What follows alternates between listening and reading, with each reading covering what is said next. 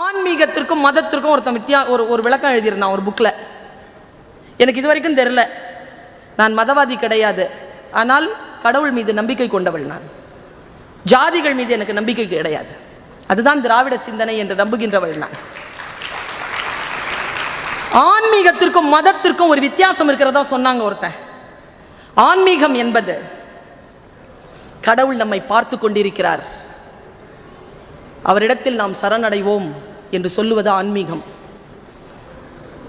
நான் தான் கடவுளை பார்த்து கொள்ள வேண்டும் என்பது மதம். மதத்திற்கும் ஆன்மீகத்துக்கும் இதாங்க வித்தியாசம். நான் தான் அதை காப்பாத்துறேன்னு சொல்றான் பாருங்க, அவன் மதவாதி. கடவுள் என்னை காப்பாற்றுவார் சொன்னா அவன் ஆன்மீகவாதி. பகுத்தறிவுக்கும் அதுக்கு எதிரான சிந்தனைக்கு ஒரு வித்தியாசத்தை சொன்னாருங்க ஒரு புக்ல ஒருத்தர். இது வரைக்கும் நான் அந்த மாதிரி கேள்விப்பட்டதே இல்லைங்க. ஆனால் நான் கன்வின்ஸ் ஆனேன். இப்போ ஒருத்த பையன் ஸ்கூட்டர்ல வந்தான், கீழே விழுந்துட்டான், அடிபட்டுருச்சு. பகுத்தறிவுவாதி என்ன பண்ணுவான்னா உடனே 108க்கு ஃபோன் பண்ணி ஃபர்ஸ்ட் எய்ட் பண்ணுவான். பகுத்தறிவுக்கு எதிரான சிந்தனை கொண்டவன் என்ன தெரியுமா செய்வான்? அச்சோ விழுந்துட்டியா, பார்த்து வரக்கூடாதா என்று பேசுவான்.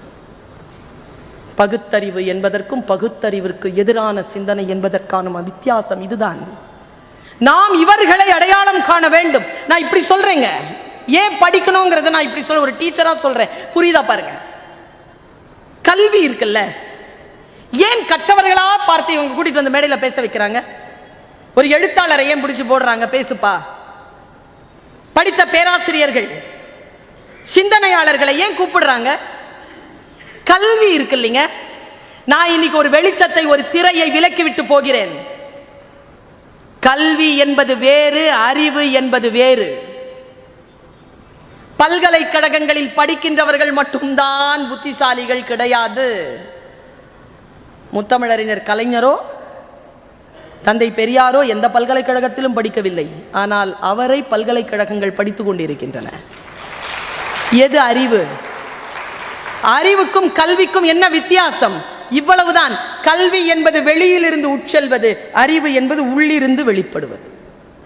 இந்த ரெண்டு தான் ப்ராசஸ். ஒரு டீச்சரா நான் இருக்கிறேன், படி படி படின்னு சொல்றேன். குழந்தையை ஏன் படின்னு சொல்றேன் தெரியுமா? கல்வி கற்றால் என்ன நடக்கும்? இப்போ மோட்டர் பம்ப் இருக்கு, அந்த பம்ப் வந்து ஸ்டக் ஆயிடுச்சு, தண்ணி இழுக்க மாட்டேங்குது. வீட்டில் இருக்கிறவங்க என்ன பண்ணுவாங்க? நேரா சுவிட்ச் ஆஃப் பண்ணிட்டு அந்த மோட்டரை திறந்து ஒரு சொம்பு தண்ணி போட்டு மூடி ஆன் பண்ணுவாங்க. என்ன ஆகும்? மூட மாட்டாங்க, ப்ரெஷர் பண்ணுவாங்க கையை வச்சு. குப்பு குப்பு குப்பு குப்புன்னு தண்ணி வெளியில வரும். முதல்ல எந்த தண்ணி வரும்? பிசிக்ஸ். எந்த தண்ணி வரும்? போட்ட தண்ணி வரும். அப்புறமா எந்த தண்ணி வரும்? உள்ள இருந்த ஊத்து வரும். போடுற சொம்பு தண்ணி தான் கல்வி. சரியான வகையில் உள்ள போட்டா உள்ள இருக்கின்ற அறிவை அது எடுத்துக்கொண்டு வரும் என்பதற்காக படிக்க வேண்டும். ஏற்கனவே நமக்குள் ஞானம் பொத்தி கிடக்கிறது. பெண்ணிற்குள் ஞானத்தை வைத்தான் புவி பேணி வளர்த்திடும் ஈசன், மண்ணுக்குள் நல்ல மூடர் நல் மாதர் அறிவை கெடுத்தார் என்கிறார் பாரதியார். உள்ள இருக்குங்க ஞானம். படிச்சா ஏன் படிச்ச பொண்ணா பாக்குறாங்க? அது பிரச்சனை பண்ணாதா? பண்ணும். பிரச்சனையை புரிஞ்சுக்கும். எவ்வளவுதான். இப்போ எனக்கு இந்த எல்லா ஆடியன்ஸ்கிட்டையும் ஒரு கேள்வி நிறைய நாளாக கேட்கணும்னு நினச்சி நீ கேட்குறேன். படித்த பொண்ணா வேணுங்கிறீங்கல்ல, சொல்கிறீங்களா இல்லையா? படித்த பொண்ணை எப்படி நிர்வாகம் பண்ணுறதுன்னு தெரியுதா? இப்போ யானை வேணாம் வந்துருச்சு வீட்டுக்கு, நிர்வாகம் பண்ண தெரியணுமே. படித்த பொண்ணு வந்துட்டா நிர்வாகம் பண்ணுங்க பார்ப்போம். முடியலையே. இப்போ என் வீட்டில் நான் இப்படி பேசுகிறேன்ல, இப்படி பேசுகிறேன், எங்கள் அண்ணன் சொல்லுவான், ஏய் என்ன சவுண்டு கொடுக்குற, வீட்டில் எல்லாம் மேடையில் வச்சுக்கோ, தூத்துக்குடி போகிறல அங்கே பேசு, வீட்டுக்குள்ளலாம் பேசாது. ஆனால் என் வீட்டில் அப்படி சொல்ல மாட்டாரே. என் வீட்டில் என்ன தெரியுமா சொல்வார்? அவருக்கு படித்த பெண்ணை நிர்வகிக்க தெரியும். அவர் என்ன தெரியுமா சொல்வார்? மேடையில் எவ்வளோ நல்லா பேசுகிற, வீட்லேயும் அப்படியே பேசலாம். ஈகோ ஹர்ட் பண்ணக்கூடாதுங்க. படித்த பெண்ணினுடைய அதுக்கு மூளை, அது சிந்திக்கும். அது சிந்திக்கிற பெண்ணை எப்படி வழிபடுத்துறதுன்னு தெரியணும். இப்போ நான் வேலைக்கார மாட்ட சண்டை போடுறேன், சரியான சண்டை. அது கரெக்டாக 7 மணிக்கா போடுவேன். 7:30 மணிக்கு எனக்கு காலேஜ். நீயும் வேணாம், உன் வேலையும் வேணான்னு போயிடுச்சு. எங்கள் வீட்டில் வந்து கேட்டார், சண்டை போகிறதுக்கு உனக்கு இந்த டைம் கிடைச்சதா? இல்லைப்பா, பால் பாக்கெட் அப்படி வைக்க வேணாம்னு சொல்கிறேன், நீ படித்தவ தானே, வேற ஒரு வாட்டி சொன்னா கேட்க மாட்டாளா? ஒரு மாசமா சொல்ற, மறுபடியும் அப்படி வைக்கிற, கரப்பாம்பூச்சி வருது. ஒரு வாட்டி சொன்னா புரிஞ்சிருச்சுன்னா அவ SIT காலேஜ்ல எல்லாம் ப்ரொஃபஸரா இருப்பா. அவ உங்ககிட்ட வேலைக்கு வர. இப்ப புரியுதா? ஒரு விஷயம் என்னங்கிறது புரிஞ்சுக்கிட்டீங்கன்னா உங்களை அறியாமலேயே உங்களுடைய விஷயங்களை மேலே மேலே எடுத்துக்கொண்டு போகலாம். இல்லை என்றால் அடிமையாகத்தான் இருக்க வேண்டும். புரிந்து கொள்ளுங்கள். இந்த உலகத்தில் புரிந்து கொள்வதற்கான ஒரே பயிற்சி வாசிப்பு தான். யாரை படிப்பது என்றால் வெறும் நூலை படிப்பது மட்டுமல்ல. இதோ உட்கார்ந்து கேட்கிறீர்களே பேச்சை, எனக்கு தெரிந்த இந்த உலகத்திலேயே, இந்திய சமூகத்திலேயே இல்லது உலகத்தில் இருக்கக்கூடிய அத்தனை சமூகத்திலும் ஒருவர் பேசுகிறார் என்றால் 10 நாளும் வந்து உட்கார்ந்து அதை கேட்கக்கூடிய மரபு தமிழ் மரபு தான். தமிழ் மரபில் தான் கேட்கக்கூடிய. அதனால் தான் கேள்வியை செல்வம் என்றார்கள். நல்லா தெரிஞ்சுக்கோங்க, இந்த காதுக்கும் கண்ணுக்கும் இருக்கிற வித்தியாசம் என்ன தெரியுமா? கண் சென்று பற்றும், காதில் வந்து விழும். காதுக்கு மூடி கிடையாது, கண்ணுக்கு மூடி இருக்கு. கண்ணை எங்க பார்க்க கூடாதுன்னு நீ மூடிக்கலாம், காதை எப்படி மூட முடியும்? இன்னொரு விஷயம் சொல்றேன், இந்த வாயில ஏதாவது விஷம் போச்சுன்னு வச்சுக்கோங்க, முறிவு இருக்கு. இந்த காதுக்கு விஷம் போச்சுன்னா முறிவு கிடையாது. அதான் இயக்கங்களில் சேருகின்ற பொழுது ஜாகிரதையான இயக்கங்களில் சேருங்கள். மூளைக்குள் விஷத்தை ஏற்றி விடுகிறார்கள். அந்த விஷத்திற்கு முறிவு இல்லை. முறிவு இல்லாத நிலையிலே போய் நின்று பகுத்தறிவை சொல்லிக் கொடுக்கின்ற, பகுத்து அறியக்கூடிய ஞானம் கொண்ட இடங்களுக்கு போய் உட்கார்ந்து அந்த ஞானத்தை பெருக்கிக் கொள்ளுங்கள். இது இப்படித்தான் அவர் சொல்றாருங்க தந்தை பெரியார். இப்படி ஒரு தலைவன் கிடைப்பானா? நீ வா, நான் சொல்றேங்கிறதுனால ஏத்துக்காத, புரிஞ்சிக்க, எதிர்த்து பேசு. ஒருவேளை உன் கருத்திலே உண்மை இருந்தால், அறம் இருந்தால், நான் என் கருத்தை மாற்றிக்கொள்கிறேன் என்று சொல்லக்கூடிய ஒரு தலைவர் தந்தை பெரியார். அந்த விஷயம் வரணும்னா உட்கார்ந்து அளவலாவ வேண்டும் என்றால் அந்த அளவலாவலிலே உங்களுக்கு எத்தனை ஞானம் இருக்கணும் பாருங்க. நீங்கள் நினைப்பது எல்லாம் நடந்து விடுவதில்லை. நாம் யாரை அறம் சார்ந்தவர்களாக நம்புகிறோமோ அவர்களே சில அறங்களை காப்பாற்றுவதற்காக நம்மை கொலை செய்வார்கள். இது அரசியலில், இது குடும்பங்களில், இது நிறுவனங்களில், இது சமூகத்தில் நடந்து கொண்டிருப்பதனால் தான் சொல்லுகிறேன், ஸ்டே அலர்ட். இப்ப பாருங்க, மகாபாரதத்தில் ஒரு காட்சி, ஒருத்தனை கொலை பண்ணணும்னு முடிவு பண்ணிட்டாங்க. அவர் பெரிய குரு, துரோணர்னு பேர் அவருக்கு. முடிவு பண்ணிட்டான், கிருஷ்ண முடிவு பண்ணிட்டான் அவரை கொலை பண்ணணும்ட்டு. பீமனை காட்டி சொல்றான், டேய் அவன் பையனை பத்தி சொன்னானா அவன் சாவான், அவன் பையன் பேர்ல ஒரு யானை இருக்கு, அதை கொல்லுடான்.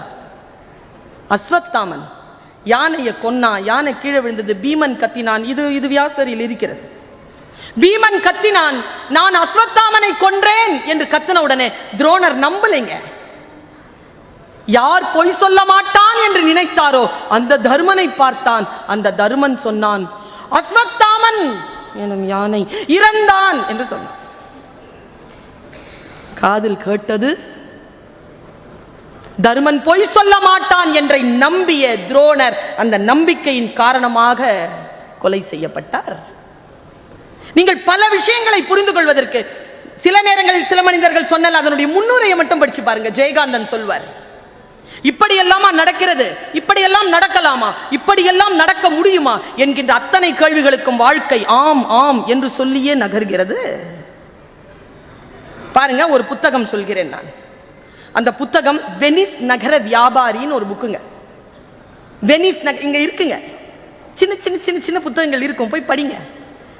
அதுல எனக்கு என் பையன் லா படிக்கிறான், கொஞ்சம் ஆர்குமெண்ட் அது இதுனா இப்போ கொஞ்சம் இன்ட்ரெஸ்ட் வந்திருக்கு. ஏன்னா அவன் கொஞ்சம் என்கிட்ட பேசுவான். அந்த விஷயத்த பேசுகின்ற பொழுது, அதை புரிந்து கொள்கின்ற பொழுது, இது என்ன ரொம்ப எனக்கு மனசுல அப்படியே நெருடிச்சிங்க. அது ஷைலாக் அப்படிங்கிற ஒருத்தன், அவன் ஒரு யூதன். அவன் ஆண்டனி அப்படிங்கிற ஒருத்தனுக்கு, ஆண்டனியா அப்படிங்கிற ஒருத்தனுக்கு ஒரு காசு கொடுத்துருக்கான். காசு திரும்பி வரலனா 1/4 பவுண்டு சதையை அறுத்து எடுத்துருவேன்னு சொல்லியிருக்கான். இதுதான் டீல். என்ன பண்றது தெரியல அவனுக்கு. அந்த போர்ஷியான்னு ஒரு பொண்ணுங்க, அவ போய் ஒரு வாதாடுறா பாருங்க. நான் அது படிச்சு யோசிச்சேன், சூப்பர்ல அப்படின்ட்டு. அவ சொல்றா, சதை தானே கேட்ட, ரத்தம் ஒரு சொட்டு வரக்கூடாது. அப்படின்னாங்க. அப்புறமா சொல்றாங்க ஒரு விஷயம், அரை பவுண்டு நல்ல 1 மில்லிகிராம் கூட கூடாம எடுன்ற முடியாதுல்ல. ஒரு லா படிச்சு இருந்துச்சுன்னா, நான் அதுதான் சொல்றேன், பேசிக்கா நாம் தெரிந்து கொள்ள வேண்டியது வரலாறு, பண்பாடு, அரசியல், இலக்கியம் தெரிந்து கொள்ளுங்க. எல்லாம் மேல இருக்கிறவன் பார்த்துப்பான்னு விட்டுறாதீங்க. எல்லாம் அவன் பார்த்துப்பான், எல்லாம் அவருங்க பார்த்துப்பான், மெம்பர் ஆஃப் பார்லிமெண்ட் பார்த்துக்குவாங்க, மாவட்ட ஆட்சியர் பார்த்துக்குவாங்க, எல்லாம் அமைச்சர் பார்த்துக்குவாங்க, எல்லாம் பேராசிரியர் பார்த்துக்குவாங்க, பேச்சாளர்லாம் இருக்கலாம், அவங்களாம் சிந்திக்கிட்டோம், நமக்காக கிடையாது. உடல், உறக்கம், கழிவு, சிந்தனை நீங்கள் தான் செய்ய வேண்டும். நான் எப்பவுமே சொல்றேன், சிந்தித்துக் கொண்டே இருங்கள் என் தோழமைகளே. எனக்கு தெரிந்து இந்த இந்திய திருநாட்டில் தமிழ்நாடு மட்டும்தான் மக்களை சிந்திக்க வைக்கக்கூடிய சூழ்நிலையில் முன்னால் நின்று கொண்டிருக்கிறது என்பதனை என்னால் சொல்லிவிட முடியும். மற்ற அரசுகள் மக்கள் சிந்தித்து விடக்கூடாது என்பதிலே தெளிவாக இருக்கிறார்கள். சிந்திச்சுட்டானா பிரச்சனை வந்துரும்ல. சிந்திக்க வேண்டும் என்கின்ற ஒரு ஆற்றலை தரக்கூடிய ஒரு வாய்ப்பு வருகின்ற பொழுது அந்த வாய்ப்பை எப்படி பயன்படுத்திக் கொள்வது? நான் காலையில் ஏதோ ஒரு ஃபேஸ்புக்கில் ஏதோ ஒன்று இருந்ததா சொன்னாங்கல்ல, ஒரு விஷயம் நான் சொன்னேனே, கவனம் சிதறினால் அப்படின்னா என்னன்னு தெரியுமா? ஏன் படிக்கணும் தெரியுமா? படிக்கிற தியானம் வருகின்றவர்களுக்கு கவனம் சிதறாது. இன்றைய இளைஞர்களுடைய மிகப்பெரிய பிரச்சனை கவனச்சிதறல் தான். இப்படி சிதறடிக்க முடியுங்க அவங்க கவனத்தை. ஒன்றும் இல்லை, இப்போ நான் பேசிட்டு இருக்கிறேன்னு வச்சுக்கோங்க, யாராவது ஒரு தம்பியை இல்லைன்னா ஒரு பாப்பாவை கூப்பிட்டு மேடையில் இருக்கக்கூடிய அந்த அந்த ஒரு விஷயத்தை எடுத்துட்டு இப்படி போக சொல்லுங்களேன். இங்கே வைத்தால நான் கத்திட்டு இருக்கிறதுலாம் ஒரு மேட்டராகவே இருக்காது. அவளையே கவனம் இப்படி சிதறுதுங்க. நான் கிளாஸ் நடத்திட்டு இருப்பேன், ஸ்டாண்டிங் இன்ஸ்ட்ரக்ஷன் என்ன தெரியுமா? லேட்டாக வந்தால் அமைதியாக போய் பின்னால் உட்காந்துருந்தோம். இந்த எக்ஸ்கியூஸ் மீ மிஸ், அப்படியா, ஏமா லேட்டு, பஸ்ஸு லேட் ஆயிடுச்சு மிஸ், இதெல்லாம் சொல்கிறதுக்குள்ள தாவு தீந்துரும், 45 நிமிஷம் போயிடும். அமைதியாக போய் பின்னால் உட்காந்துரும். ஆனால் கூட படிப்பிச்சுட்டு இருக்கிற பிள்ளைகள், அந்த பிள்ளைகள் என்னை கவனித்துக் கொண்டிருக்கிறார்கள் என்று நான் நம்புவதே கிடையாது, எப்பவுமே நம்புறது கிடையாது. ஒரு அடாலசன்ட் வயசில் பிள்ளை இருக்கா இங்கே யாருக்காவது? நல்லா தெரிஞ்சுக்கோங்க, உங்கள் பிள்ளைலாம் நீங்கள் பேசுகிறதெல்லாம் நம்பலை, கேட்கவே இல்லை. அது 17லேருந்து 19 வயசு பிள்ளைகளுக்கு பாடம் நடத்துகிறேன்னா அதுங்களுக்கு ஒரு ஒரு ஒரு சூட்சுமம் இருக்குது, அதை சொல்லிடவா? சொல்லி கொடுத்தா முன்னால் இருக்கிற ஆளை கிரிமினலாகவே பார்ப்பீங்களே. என்ன சொல்லி கொடுத்துட்றேன். ஒரு அம்மா, இங்கே பாடுறா, கரெக்டாக போ, வண்டியை வந்து ஸ்லோவாக 40 மட்டும்தான் ஓட்டணும், அப்பா வர்றதுக்குள்ளே 6 மணிக்கு வந்துரு, அண்ணன் வீட்டுக்கு போக வேண்டி இருக்குது, அங்கே பாப்பாவுக்கு பொண்ணு பார்க்க வராங்களாம், நீ வந்துரு, வரும்போது அங்கே ஸ்வீட் கடையில் சொல்லியிருக்கு, அதெல்லாம் வாங்கிட்டு வா, சொல்கிறது கேளு, கையில் 500 ரூபா தான் வச்சு, இதெல்லாம் பேசும் அம்மா. சரிம்மா ஓகேம்மா ஓகே அப்படின்னும். இப்போ நான் கிளாஸில் திருவள்ளுவர் திருக்குறளை இயற்றினார். 1330 குறட்பாக்கள், 3 பகுதிகளாக அது பிரிக்கப்பட்டிருக்கு. உங்களுக்கு அறத்துப்பாலில் இந்த பகுதி நான் பேசிட்டு இருக்கேன். எல்லாம் பிள்ளைங்களை பாருங்களேன், இப்படிதான் உட்காந்துருக்கோம். நம்புறீங்களா அதுங்க நம்மளை கேட்குதுன்னு? அதுங்க எப்படி தெரியுமா காதில் விழும்? இப்போ அம்மா சொல்கிறாங்க, 6 பேருக்கு சிறபரா 6 பேருக்கரா 6 பேருக்கரா கரபரா 6 பேருக்கா கரவரா 6 பேருக்கு பரபரா 6 பேருக்கு காரக்கரு மார்க்கிறா 6 பேருக்கு 6 பேருக்கு பரா, இப்படி தான் அவனுக்கு காதில் விழும். இங்கே திருக்குறள் சால பிள்ளைக்க சிரிக்கர் பறக்கா சரப்பறக்கா சரக்கு தொர பிரக்கரி சிரிப்பரா பேரு எல்லாம் நம்மளை கவனிக்கிற மாதிரி இருக்கா, ஆனால் ஒன்றும் கவனிக்காது. உண்மையிலேயே கவனிக்க வேண்டும் என்றால் அந்த குழந்தைக்கு வாசிப்பு பயிற்சி இல்லை என்றால் அந்த குழந்தை நம்மை கவனிக்காது. கவனிக்கிறது எனக்காக அல்ல, உங்களுக்காக. என்ன பேசுகிறார்கள் என்பதனை கவனச்சிதறலுக்கான ஒரே ஒரு மெடிடேஷன், ஒரே ஒரு தெரப்பி புக் வாசிப்பு தான். குட்டி புக்கா இருந்தாலும் பரவாயில்ல, வாசிங்க. என்கிட்ட ஒரு பொண்ணு வந்து கேட்டுது, 11,000 பேருக்கு பேசிட்டு இருக்கிறேன், உங்களுக்கு முதலில் உங்களை கவர்ந்த நூல் எது? அம்புலி மாமா. அதான் முதல்ல கவர்ந்த நூல். அப்புறமா தான் ஷிஃப்ட் ஆகி போய் இப்போதைக்கு வந்து புத்திலக்கியங்கள் வந்து நிற்குது, சங்க இலக்கியங்கள் வந்து நிற்குது. ஏன் சங்க இலக்கியத்தையும் புத்த இலக்கியத்தையும் சேர்த்து சொல்றேன் தெரியுமா? ரெண்டும் புரியாது. புரிஞ்சுக்கிறதுக்கு வயசாகணும், அப்போதான் புரியும். ரெண்டும் அப்படி நிக்குது. வாசிப்பு என்பது ஒரு படிக்கட்டு போல அப்படி போக வேண்டும் என்றால் சில விஷயங்கள் கவனத்தை நாம் வைக்க. ஜான் தான் சொல்வார், சில பேருக்கு தூக்கம் வரல, புக் எடுத்த உடனே தூக்கம் வரும். 4 பேர், சில பேருக்கு டோஸ், ஸ்லீப்பிங் டோஸ், சில பேருக்கு 10-15 மாத்திரைக்கு மேல யாராலையும் தாங்க முடியாது, டீப் ஸ்லீப்ல போயிடுவாங்க. அதான் வலம்புரி சொல்வார், நீ எந்த புத்தகத்தை புரட்டி புரட்டி படிக்கிறாயோ அது நல்ல புத்தகம் அல்ல, படிக்கின்ற பொழுதெல்லாம் எந்த புத்தகம் உன்னை புரட்டி புரட்டி போடுகிறதோ அதான் நல்ல புத்தகம்னு சொல்ல. நம்மள புரட்டி போடணும். கலைஞர் அவர்களை தாய் புரட்டி போட்டாரே. கடையனுக்கும் கடை தேற்றம் மகாத்மா காந்திய புரட்டி போட்டுச்ச. நூல்கள் நம்மை புரட்டி போடுகின்றன. புரட்டி போடுகின்ற நூல்களை எடுத்து வாசிங்க. நான் ஆல்பர்ட் காமியூ வாசிச்சிட்டு இருக்கிறேங்க. பதறுதுங்க, படிக்கின்ற பொழுதெல்லாம் பதறுகிறது, வார்த்தைகள் அப்படி வருது. ஆண்டன் செக்காவ் வாசிக்கிறேன், 6வது வார்டு எத்தனை முறை வாசிச்சாலும் புதிய உலகத்திற்குள் மறுபடி அழைத்துக் கொண்டு போகிறான். நம் மனங்களை தட்டி தட்டி புரட்டி புரட்டி விசாரிக்கிறான் அந்த படைப்பாளன். முடிஞ்சா வாசிங்க.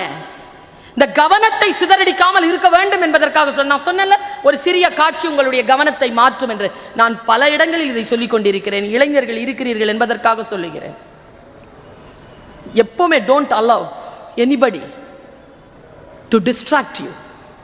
டிஸ்ட்ராக்ஷன் வருதா? பர்வீன் சுல்தான் அவனுடைய வெற்றி என்ன தெரியுமா? எல்லாம் படிச்சவெல்லாம் கிடையாதுங்க, அப்சர்வேஷன். ஸ்டே அலர்ட், சுற்றி என்ன நடக்குதுன்னு பாருங்க. அந்த நேரத்தில் கவனத்தை சிதறடிக்காது. ஒரு ரோட் கிராஸ் பண்ணும்போது, ஒரு கார் டிரைவ் பண்ணும்போது, ஒரு சமையல் செய்கின்ற பொழுது, ஒரு புத்தகத்தை வாசிக்கின்ற பொழுது, யாரிடமாவது பேசுகின்ற பொழுது, நடக்கின்ற பொழுது ஸ்டே அலர்ட். ரொம்ப முக்கியமான ஒரு விஷயம். படித்தால் எது தெரியுது தெரியுமா? எனக்கு எதெல்லாம் தெரியலங்கிறது தெரியுதுங்க. எவ்வளவு பெரிய விஷயம் தெரியுமா? இப்போ உதாரணத்துக்கு சொல்றேன், இப்போ புடவை கட்ட எனக்கு தெரியாது, இது எனக்கு தெரிஞ்சிருக்கணுமா இல்லையா? இல்லைன்னா என்ன நடக்கும்? அவமானப்படுவேங்க. தெரியாத ஒன்றை தெரிந்து வைத்திருப்பது போல் நடித்தால் அவமானப்படுவேன். கார் ஓட்ட தெரியாது, எனக்கு தெரியாது என்பதே தெரியாது, கார் வந்துருச்சு ஏறி உட்கார்ந்துட்டேன், என்ன ஆகும்? அவமானப்படுவேன். எனக்கு தெரியாது என்பதனை எனக்கு தெரிந்திருக்க வேண்டும்.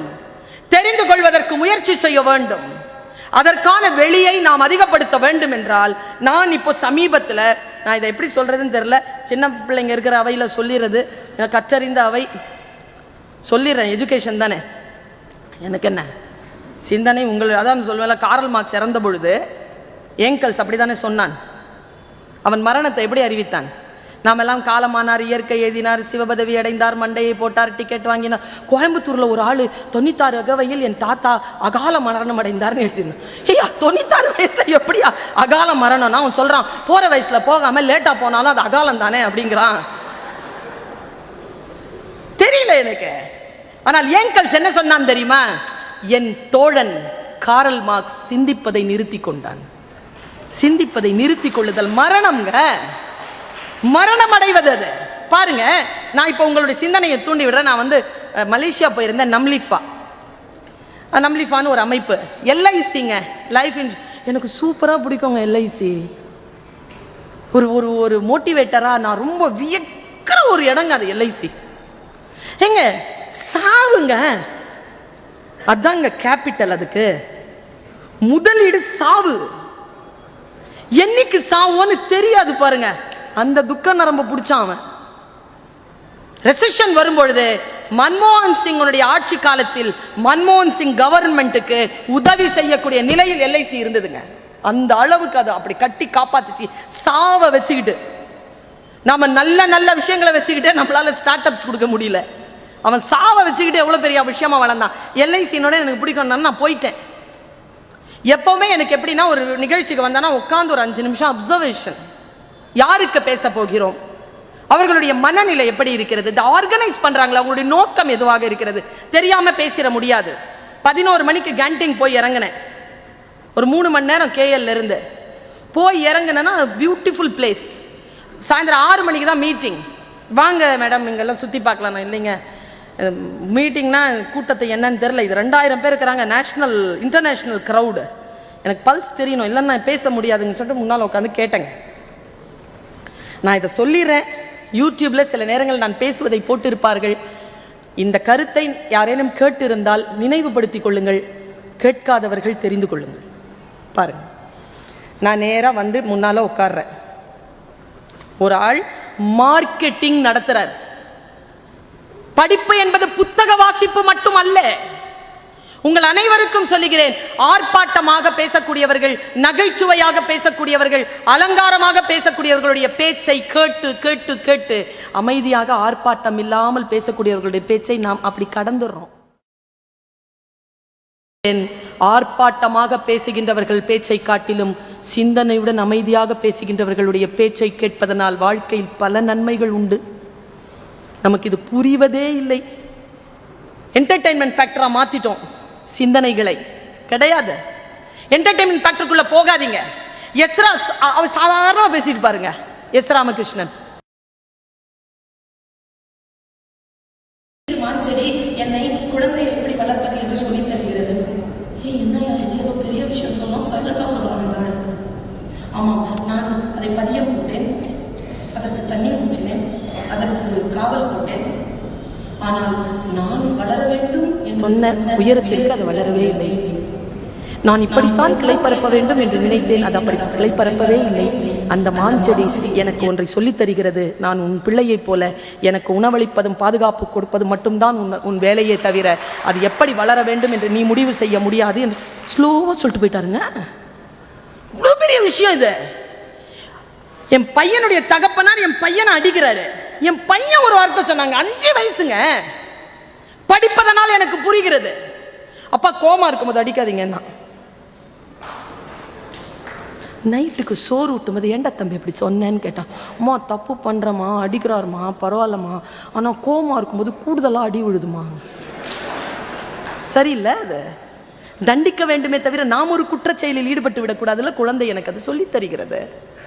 மிகப்பெரிய விஷயங்கள் எனக்கு சொல்லித் தருகின்ற இடம். அந்த நம்லிஃபாவுக்கு நான் போறேன், கீழே உட்கார்றேன். ஒரு ஆள் செம ஸ்மார்ட்டா இருந்தாருங்க. சொல்லக்கூடாதா மேடம்? அப்படி சொல்லலாம், சொல்லணுங்க. ஏன் சொல்லக்கூடாது? ஸ்மார்ட்டா இருந்தார் அந்த ஆள், தொப்பையே இல்லை. இந்த விநாயகனுக்கு மட்டும்தாங்க தொப்பை அழகு, மற்ற யாருக்கும் கிடையாது. ஸ்மார்ட்டா வந்தார், வந்து நின்று சூப்பரா பேசினார். மார்க்கெட்டிங் நல்லா தெரிஞ்சுக்கோங்க. ஸ்பீக்கரா வரணும்னு நினைக்கிறீங்களா? ஆரோக்கியமான உடல், முகப்பொலிவு, சொல்லில் தூய்மை, eye contact, content, voice modulation எல்லாம் சரியா இருக்கணும். பெரிய அளவு வரலாம். நிஜமா சொல்றேன், பெற்றோர்களை தயவு செய்து உங்க குழந்தைங்கிட்ட 2 வார்த்தை சொல்லி திட்டாதீங்க. நடிக்காதரா விளையாடாதாரா, நான் 2 டிபார்ட்மெண்ட் தான் நிறைய சம்பாதிக்குது. சொல்லவே சொல்லாதீங்க. அதை கரெக்டாக சேனலைஸ் பண்ணுங்க. ஏங்க என் வேலைக்காரமா சொல்லிச்சு என்கிட்ட, என் பொண்ணு ஓவரா வாயாடுறா, அவளை உங்களை மாதிரி பேச்சாளர் ஆக்கிடலான்னு பார்க்குறேன்னு. வாயாடினாலாம் பேச்சாளர் ஆக முடியாது, வாதாடணும், அப்போதான் பேச்சாளர் ஆகலாம். 2த்துக்கும் வித்தியாசம் இருக்கு. இந்த ரூட்ல வளரணும்னு முடிவு பண்ணிட்டா வளர்ந்துடலாங்க. அதற்கான எஜுகேஷன், அதற்கான வாசிப்பு, அதற்கான படிப்பு, அதற்கான வாழ்க்கையில் நீங்கள் கொடுக்கின்ற அந்த தியானம். வந்தார் ஒருத்தர், மார்க்கெட்டிங், ஒரு பொருளை எப்படி விற்கிறதுன்னு சொல்லி கொடுக்குறார். பாலிசி தானே விற்க போறாங்க, வேற என்ன விற்க போறாங்க? ஆச்சரியங்க, அது ஒண்ணுமே விற்கிறது இல்லைங்க மேடம், எல்லாம் வித்துறாங்க மேடம். ஒரு ப்ராடக்டை நம்ம கையில் வாங்குறது இல்லை சார், லட்சக்கணக்கில் கையிலேருந்து காசு வாங்கிடுறாங்க. பாலிசின்னு பேர் இதுக்கு. சூப்பராக இருக்கேன்னு சொல்லிட்டு உட்காந்துட்டு இருந்தேன். திடீர்னு இந்த மாதிரி பெரிய ஒரு ஸ்க்ரீன், அதில் ஒரு சின்ன காட்சி போட்டு காட்டினாங்க. என் வாழ்க்கையை மாற்றிய காட்சி உங்களுக்கு நான் கடத்தி விட்டு போகிறேன். ஒரு காட்டுவாசிங்க, காட்டுவாசினா காட்டில் இருக்கிற ஒரு ஆளு, ஒரு பேண்ட் போட்டிருக்காரு, அப்படியே ஸ்ட்ரிங்கான ஒரு ஷர்ட்டு, வழுக்க தலை, இத்தினுண்டு தான் இருக்காரு, ரொம்ப முகமெல்லாம் அப்படி கடுமையா இருக்கு. அப்படியே நடந்து வந்தார், இந்த போன் அப்படி கரெக்டா வச்சார், ரப்பர் செருப்பு போட்டார், நேரா வந்தார். இதான் காட்சி, பெருசா தெரியுது, ஃபோக்கஸ்டா தெரியுது. சர சர சர சரன்னாருங்க.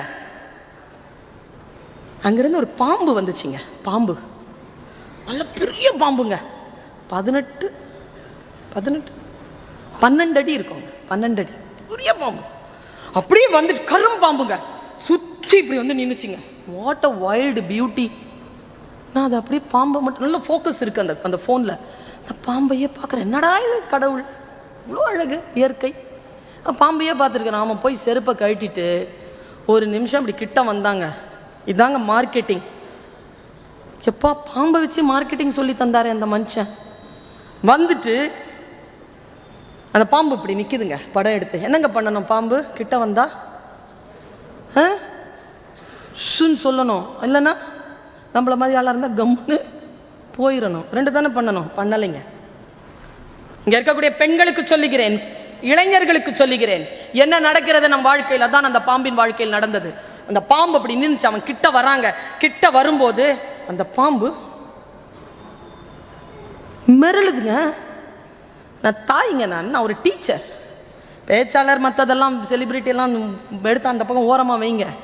பேசிக்க, நான் ஒரு பொண்ணுங்க. என் ஈரல் பதறுதுங்க அதை பார்த்து. ஏன் பாம்பே பயப்படுற? அவன் என்ன பண்ணுறான்னு நீ பயப்படுற? ஏன் இவ்வளோ ஒதுர்ற? என்ன நடக்குது உனக்கு? இப்படி இப்படிங்குதுங்க. அப்புறமா ஒன்று செஞ்சதுங்க. அவன் டப்புன்னு உட்காந்தான் பாருங்க. இது இப்படி ஆயிடுச்சுங்க. ஐயோ என்னடா நடக்குது வாழ்க்கையில்? அவன் என்ன தெரியும் பண்ணா? அப்படி ஆன உடனே அவன் வஜ்ராசனத்தில் உட்காந்துருந்தாங்க. தொழுகையில் உட்காருவோம்ல கீழே சஜ்தால, அந்த மாதிரி உட்காந்துருந்தான். உட்காந்து அந்த தலை இங்கங்க ஒரு முத்தம் கொடுத்தாங்க. 2000 பேர் எழுந்திரிச்சு கை தட்டுறாங்க. பாம்பு தோத்ததை அவன் ஜெயிச்சிட்டான். அவர் அப்படியே பின்னால் எழுந்திரிச்சு வந்துட்டான். இவ்வளோதாங்க நடந்தது. அந்த முட்டாள் பாம்புக்கு தான் முத்தமிடப்பட்டதே தெரியாமல் பின்னால் போயிடுச்சு அது. ஆனால் எல்லாரும் கிட்டே அது தோத்துருச்சுதுன்னு அதுக்கே தெரில, போயிடுச்சு.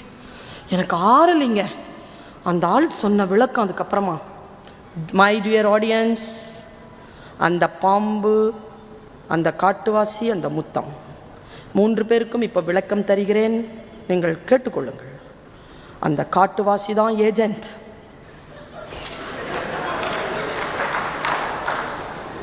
அந்த பாம்பு தான் கிளைண்ட். கொடுக்கப்பட்ட முத்தம் தான் விற்கப்பட்ட பாலிசின்ட்டாங்க அவன். நான் நொந்து போய் ஆர்லிங்க எனக்கு. அவன் கிட்ட போய் சொன்னேன், எப்பா அந்த பென் டிரைவை கொஞ்சம், இங்கிலீஷில் பேசினேன், அந்த பென் டிரைவை கொஞ்சம் கொடு, நான் கொஞ்சம் பார்த்துட்டு என்னமோன்னு நடந்திருக்கேங்க, ஏதாவது எனக்கு தெரியுதான்னு பார்த்துக்கிறேன்னு சொல்லிட்டு வந்தேன். வீட்டுக்கு ரூமுக்கு வந்து லேப்டாப் திறந்து அதை போட்டு பார்த்தா என்ன நடந்திருக்கு தெரியுமா? நான் எல்லாருக்கிட்டையும் சொல்கிறேன், ஏன் படிக்கணும்னு member of parliament of Thoothukudi ஏன் எனக்கு சொன்னாங்க, ஏன் படிக்கணும்னு சொல்லு பருவின்னு சொன்னாங்க தெரியுமா? நமக்கு முன்னால் நடக்கக்கூடிய விஷயங்கள் என்ன என்று தெரிந்து கொள்கின்ற பொழுது நாம் ஏமாறாமல், நம்முடைய வாழ்க்கை பறிபோகாமல், நாம் ஏமாற்றப்படாமல் சுயமரியாதையுடன் வாழ வேண்டும் என்றால் மொழியை, சூழலை தெரிந்து கொள்வதற்கான மன பயிற்சி, புத்தக பயிற்சி தான் படிப்பு. என்ன நடந்தது தெரியுமா? அது யாருமே கவனிக்கல. நான் சொல்றேன் பாருங்க, பார்க்கிறது வேற, நாம எல்லாரும் பார்க்கிறோம், படிப்பாளி தான் கவனிக்கிறான். படிங்கிறது என்னங்க? படிங்க, அடுத்தடுத்த ஸ்டெப் உங்களை ஏத்திக்கிட்டே போங்க. ஃபர்ஸ்ட் ஸ்டாண்டர்ட்ல இருந்து ப்ரமோஷன், செகண்ட் ஸ்டாண்டர்டே சொல் புரியும் உங்களுக்கு, செகண்ட்ல இருந்து தேர்ட் சொல் புரியும், தேர்ட்ல இருந்து ஃபோர்த் சொல் புரியும். சொல் புரியறது தானே உங்க எல்லாருக்கும் சொல்லி கொடுக்கிறேன். ரிசல்ட் இல்லைங்க கல்வி, ப்ராசஸ் தாங்க கல்வி. Enjoy the process. பயணத்தை அனுபவிங்கள். நேர ரூமுக்கு போய் போட்டு பார்த்தேன், என்னடா பண்ண நீ? அந்த பாம்பை, காட்டு பாம்பு தானே அது. என்ன ஆச்சு? என்ன தெரியுமா நடந்திருக்கு? அவன் வர்றான்ல, இந்த 2 விரலை ஆட்டிக்கிட்டே வராங்க. அவன் வேற ஒன்றும் செய்யல. இந்த பாம்பு அந்த விரலை மட்டும் பார்க்குதுங்க, இப்படி மாற்றி மாற்றி. டப்புன்னு உட்காந்துட்டு கையை இப்படி அசைக்க ஆரம்பிச்சாங்க மெலிசா. என் மன்ன மாதிரி வேகமாக கூட அசைக்கல, பாம்பு இல்லை அது, ரொம்ப மெதுவாக அசைக்கிறான். அந்த மெதுவான அசைம்பு அது இப்படி பார்க்குதுங்க. அதுக்குள்ளே முத்தம் கொடுத்துட்டு போயிட்டான். இவ்வளோதாங்க மேட்டர். நம் கவனத்தை வேறு பக்கம் திருப்பி அவர்கள் நம்மை ஜெயித்து விட்டதாக உலகத்திற்கு அறிவிப்பு தந்து கொண்டிருக்கிறார்கள். நம் கவனத்தை நாம் திருப்பாமல் ஒரே நிலையில் நம்முடைய தியானத்தை வைத்திருந்தால் இந்த உலகம் நம்மை ஜெயித்ததாக அறிவிப்பு செய்யாது. முக்கியமாக பொம்பளை பிள்ளைங்க.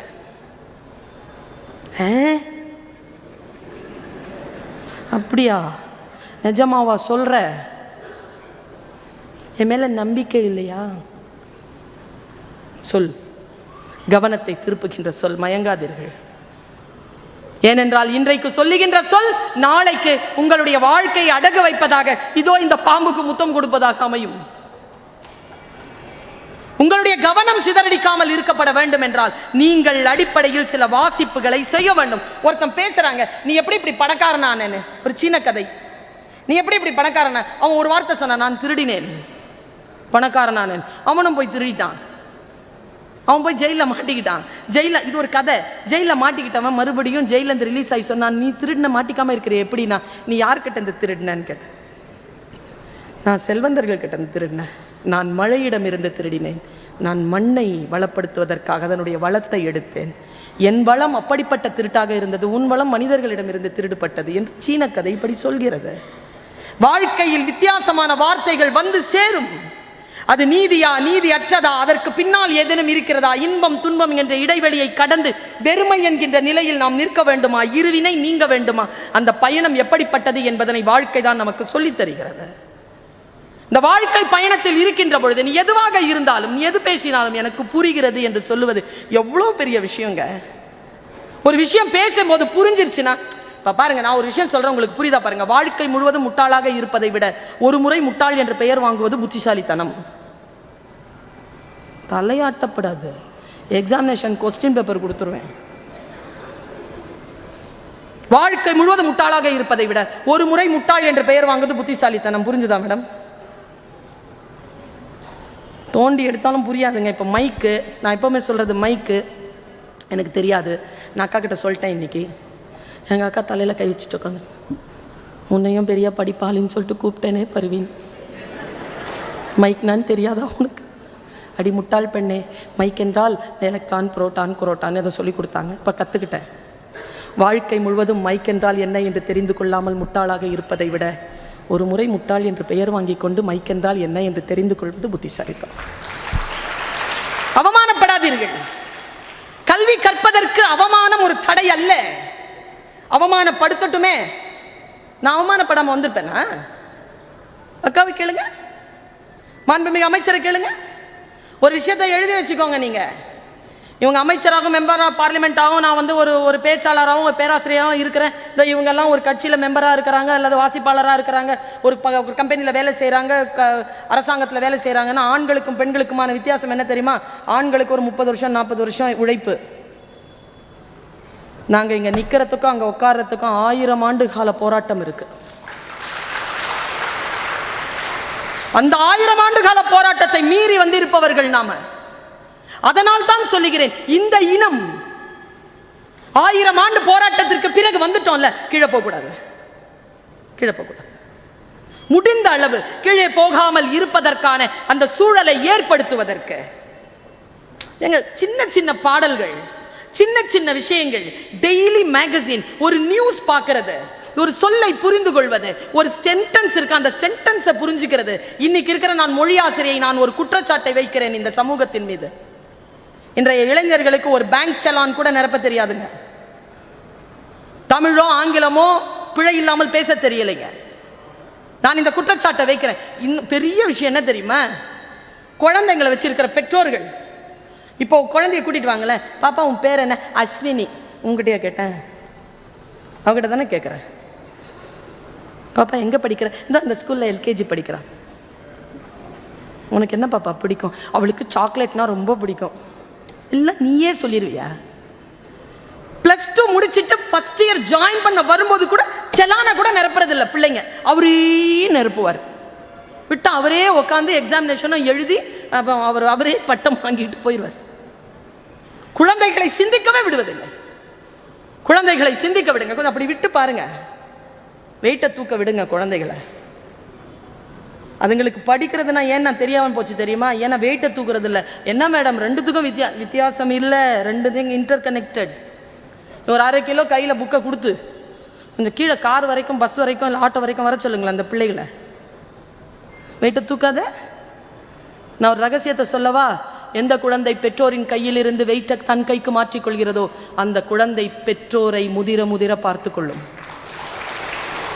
எந்த குழந்தை கையில் வெயிட்டு போயிடக்கூடாது. எங்க அம்மா என்னை அவ்வளோ டார்ச்சர் பண்ணாங்க. ஆனால் நான் இன்றைக்கும் என் தாயுடன் தான் வாழ்கிறேன். ஏன் தெரியுமா? நான் இப்படி இருப்பதற்கு காரணம் அவர்களை நான் டார்ச்சர் என்று நினைத்த எதுவும் இல்லை, எனக்கு அவர்கள் வாழ்க்கையை சொல்லி தந்திருக்கிறார்கள்.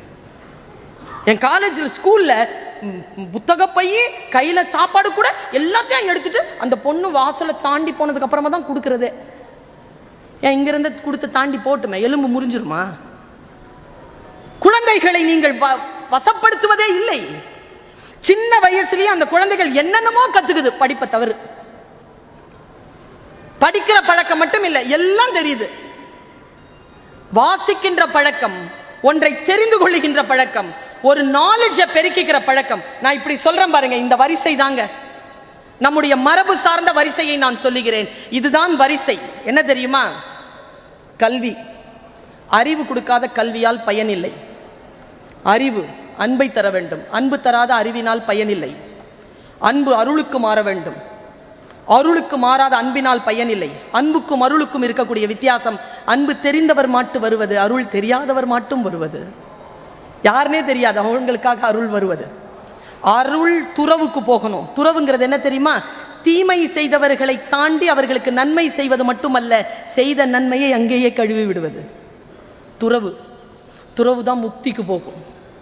இந்த வரிசையில் இருக்கக்கூடியதற்கு பெயர் தான் கல்வி. அந்த கல்வியை தரக்கூடிய ஆற்றல் புத்தகங்களுக்கு இருக்கின்ற பொழுது அந்த புத்தகங்களை நாம் எப்படி கையகப்படுத்திக் கொள்ள வேண்டும் என்பதிலே நாம் மிக மிக தெளிவாக இருக்க வேண்டும். ஏனென்றால் நாம் சொல்லுவது போல் இந்த உலகம் இயங்குவதே இல்லை. இந்த உலகம் ஒன்றாக இயங்கிக் கொண்டிருக்கிறது. அந்த இயக்கத்தின்படி நாம் நடந்து போய் நம் இயக்கத்தின்படி அந்த உலகத்தை மாற்ற வேண்டும் என்றால் நாம் நுட்பமாக வாசித்தலையும் நுட்பமாக அறிதலையும் நுட்பமாக படிப்பதையும் கையில் எடுத்துக்கொள்ள வேண்டும். சீன தேசத்தில் ஒரு கதை இருக்கிறது. ஒருவன் இருந்தான், அவன் மன்னன். அவன் பேச்சை கேட்கவே மாட்டானா. அவன் பையன் எது சொன்னாலும் மாற்றி மாற்றி சொல்வானா, எது சொன்னாலும் மாற்றுவானா. இவங்களுக்கு சீன தேசத்தில் என்ன பெரிய தண்டனை தெரியுமா? தண்ணியில் சாவை போட்டுறது. செத்தா தண்ணியில் போட்டுருவான். அவனுக்கு உடன்பாடு இல்லை. இவ்வளோ கோமா இருக்கான் என் பையன், தண்ணியில் அவன் போட்டுற போகிறானேன்ற பயத்தில் தன் பையனை கூப்பிட்டு, டேய் நான் செத்தா என்னை தண்ணியில் போட்டுடுறான்னு. ஏன்னா சொல்கிறத எப்போவுமே மாற்றி தானே செய்வான்றதுனால சொல்லிட்டு செத்துட்டார். அந்த பையன் யோசித்தான், வாழ்க்கை முழுக்க எங்கள் அப்பா பேச்சை நான் கேட்டதே இல்லை, இப்போ கேட்போன்னு முடிவு பண்ணி தண்ணியில் போட்டான். வாழ்க்கை நாம் விரும்புவது போல் எப்பொழுதும், நம்முடைய அசம்ஷன் நம்முடைய புரிதலை போல் எப்பொழுதும் இருப்பது இல்லை. இந்த வெளியை அதிகப்படுத்திக் கொள்ள வேண்டும். நான் இப்படி சொல்லி நிறைவு செய்கிறேன். எனக்கு ரொம்ப பிடிச்சமான ஒரு ஸ்போர்ட்ஸ் கேர்ள், என் வயதில் இருக்கக்கூடிய எல்லோருக்கும் பிடிக்கும். அவளைத்தான். டென்னிஸில் யாரை பிடிக்கும் எல்லாருக்கும்? Steffi graph. அவளுக்கு எதிராக ஒருத்தி ஆடுவா. அவள் ரஷ்யன், மார்டின் நவரட்னலோவா. அவளை யாருக்குமே பிடிக்காது. ஏன்னா அதில் இருக்க சூழ்ச்சி. அவள் அழகாக இருப்பா. ஸ்டெஃபி பயங்கர அழகாக இருப்பா. இவர் சுமாராக தான் இருப்பா. எனக்கும் ஸ்டெஃபியை தான் பிடிக்கும். ஏன்னா இவ விளையாடும் போது அவன்னு ஒரு குரல் கொடுப்பா. எனக்கு அது பிடிக்காது. ஆனால் ஒரு விஷயம் சொன்னாங்க. அவள் சுயமரியாதை நான் என்னன்னு சொல்லி கொடுத்தாங்க. அவள் எனக்கு. நான் அதை சிறிய வயதிலிருந்து செஞ்சிட்டு இருக்கேன். என்ன எங்க எத்தனை பேர் இருக்கிறீங்க அவமானப்பட்டு இருக்கிறீங்களா? நீங்க பெண்களே பட்டிருக்கீங்களா? அவமானப்படுறதுல இருந்து மிஞ்சி வரதுக்கு ஒரு வழி சொல்லட்டுமா? மனசு உடைஞ்சிடாதீங்க. என்னுடைய டீச்சர் ஒரு வாட்டி என்னை பார்த்து 11th ஸ்டாண்டர்ட்ல இருந்து 10th 11th 12th எப்போ பார்த்தாலும் என்னை பார்த்து இப்படி சொல்லிட்டே இருப்பாங்க. உருப்பட மாட்டேனா. கெமிஸ்ட்ரி டீச்சர் பியூட்டிஃபுல்லாக இருப்பாங்க. அவங்க அழகாக இருக்கிறதுனாலேயே அவங்கள நான் ஒன்றுமே சொல்ல மாட்டேன். ரொம்ப அழகாக இருப்பாங்க, பியூட்டிஃபுல்லாக நடந்து வருவாங்க. பிராமின் லேடி அப்படிம்பாங்களா? எப்படி நான் இவங்களை ஜெயிக்கிறது? முடிவு பண்ணுங்க, நான் அவங்களை ஜெயிக்கணும்ன்ட்டு. அவங்க ரிட்டையர் ஆகிறதுக்குள்ள அந்த ஸ்கூலுக்கு சீஃப் கெஸ்டாக போயிட்டு வந்துட்டேன். அவ்வளோதாங்க ஜெயிக்கிறது. ஒன்றை எப்படி ஜெயிக்கணும் அப்படின்னா நாலேஜில் ஜெயிக்கணுங்க. நாலேஜில் ஜெயிக்கணும். எப்படி ஜெயிச்சா பாருங்க. மார்டின் நவரட்னலோவா என்ன 43 வயசுல ஜெயிக்கிறாங்க. அவ வேர்ல்டு லெவல் காம்படிஷனை ஜெயிக்கிறான். அவகிட்ட வந்து கேட்கறாங்க 43 இயர்ஸ் செரீனாலாம் வந்துட்டா. செரீனா வந்த பொழுது ஜெயிக்கிறா. அவ சொன்ன பதில் தாங்க இங்க இருக்கிற எத்தனை பேருக்குமான அந்த அறிவு. 43 வயசுல எப்படி ஜெயிச்சேன்னு கேட்குறீங்களா? என்னை நோக்கி வரும் பந்துக்கு என்னுடைய ராக்கெட்டிடம் சொல்லி வைத்திருக்கிறேன், அது என் வயதை அதற்கு சொல்வதே இல்லை. பாருங்க, இந்த மைண்ட் இருக்குல்ல, அது நீங்க இருக்கிற இடத்துக்கு தான் ஸ்கொயர் ஃபீட். இவர்கள் எல்லாம் ஏன் வளர்ந்திருக்கிறார்கள் யோசிச்சு பார்த்திருக்கீங்களா? இப்படி ஒரு வளர்ச்சி எப்படி சாத்தியம்? வாய்ப்புகளே கிடைக்கலனால எனக்கு கனியாக்காவை பத்தி தெரியும். நான் சின்ன வயசுல இருந்து பாக்குறேன் அவங்கள. அவங்க வாய்ப்பே கிடைக்கலனாலும் அவங்க அதான். அது என்ன தெரியுமா? மூங்கில் வேர் விடுறதுக்கு 4 வருஷம் ஆகும். 5வது வருஷத்துல 80 அடி வளரும். எல்லாரும் 1 வருஷத்துல வளர்ந்து, 1 வருஷத்துல வளரல, அதுக்கு கீழே கிடக்குது அத்தனை வருஷம் உழைப்பும் படிப்பும் அவமானமும் அதற்கு ஊடாக கிடைக்கிறது. அதை அனுபவித்து உறுதி பெற்றவர்கள் தான் உயர்ந்து வளர்கிறார்கள் என்பதனை இந்த உலகம் புரிந்து கொள்ள வேண்டும் என்பதற்காக மார்ட்டின் நவரத்ன லோவா சொன்னாள், நம்முடைய இருக்கிற இடம் சின்னதுதான், ஆனால் அது அந்த இருக்கிற இடம் அல்ல, இந்த புத்தியில ஒரு பெரிய இடம் இருக்கு. அதுக்கு ஸ்கொயர் ஃபீட் என்ற எல்லையே கிடையாது, பெரிய இடம். அதை அழுக்காக்காமல் பார்த்து கொள்ளுங்கள். என்ன வார்த்தை இது? என்னுடைய கோர்ட் அப்படிங்கிறது நீங்க சொல்ற அந்த அடிகள் கிடையாது, இந்த கண்ணுக்கு இடையில இருக்கிறது தான்.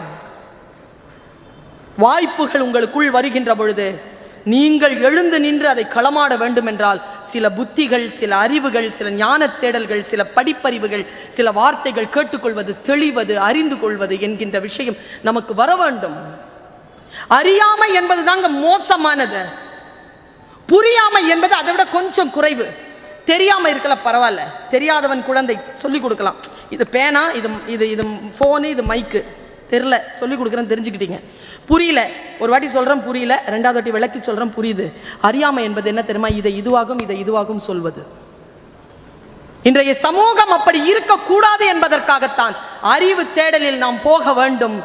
எனக்கு தெரிந்து வெற்றி என்பது யாரையோ ஜெயிப்பது அல்ல, நம் உயரத்தின் எல்லையை காண்பதுதான் வெற்றி பெறுவது. இயற்கை நமக்கு புத்தியையும் நமக்கு மொழி அறிவையும் நமக்கு வாய்ப்பையும் தருகின்ற பொழுது அதை சரியாக பயன்படுத்தி கொண்டு அடுத்த கட்டத்திற்கு உயர வேண்டும் என்று நான் கேட்டுக்கொள்கிறேன். நான் படிப்பாளிதான், படிப்பு துறையில் நான் ஒரு ராஜாளி, நான் வானத்தில் பறந்து கொண்டிருக்கிறேன். வாருங்கள் படிப்பாளிகளே, சிறிய குருவி இருந்தாலும் பறந்து வாருங்கள், வானம் பெரிதுதானே, சந்திக்கலாம். அந்த வான வெளியில் பறந்து கொண்டு அந்த வெளியை முழுமையாக அனுபவிக்க வேண்டும் என்றால் சிறகு விரித்து பறக்க வேண்டும். சிறகு இருக்கிறது, விரித்து பறப்பதற்கான வாய்ப்புகளை அரசு உங்களுக்கு செய்து தந்திருக்கிறது. வாருங்கள், வாசிப்போம், வான வெளியில் பறப்போம். சிகரம் என்பது யாரோ ஒருவன் தொட்ட சிகரத்தை தொடுவதல்ல, நம் உயரத்தின் எல்லையை தொடுவதுதான் சிகரம் தொடுவது. வாருங்கள், வாசிப்போம், சிகரம் தொடுவோம். நன்றி, வணக்கம்.